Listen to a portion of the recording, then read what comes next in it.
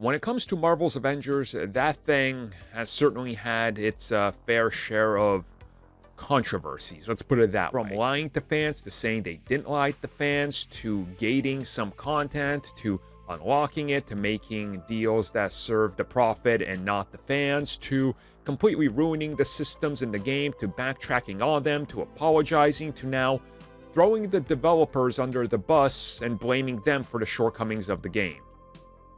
Nice job, Square.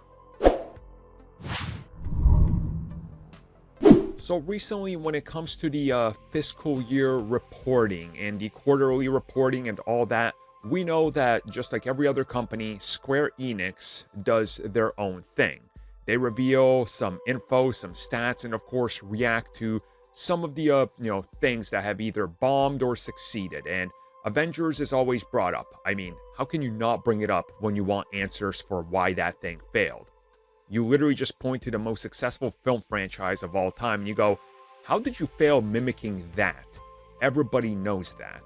And to nobody's surprise, and why was anybody surprised really? You knew this was coming. Square Enix president decided to toss Crystal Dynamics under the bus, saying that it's their fault. It's their fault that they weren't a good fit for the project. Now, I want to take a step back. I just want to take a step back and rant a little bit more about this stupid game and the stupid decisions made in regards to this game. When you do the single player parts of this game, you can see that if it was an entirely single player game, with let's say each character having like a 5 to 6 hour solo campaign, and then it all coming together and you could pick who you want in the final act, it would be something amazing. Crystal Dynamics reinvented and brought new life into Tomb Raider, which was dying. Nobody cared about it.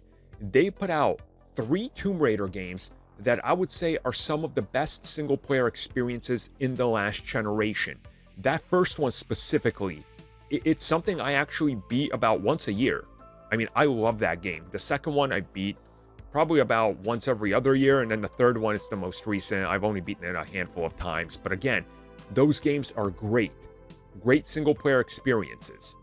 So you can't blame Crystal Dynamics for hoisting upon them the games as a service model when they are super talented single player directors, and then shift all the blame to the people that slaved away for years on this game, where multiple mandates were made to try to make it a game that it shouldn't be.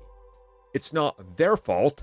It's the fault of the publisher and the people that are in the higher ups just saying, well, what if Thor has additional costumes that are $10 a pop? No, you can't unlock them in the game. They have to cost real money. That's the problem, because they put the profit of the product first before even considering whether Crystal Dynamics was a good fit or not. And you want a prime example of the proof is in the pudding of let the developer do what they're good at and don't force microtransaction BS in there and it will be great?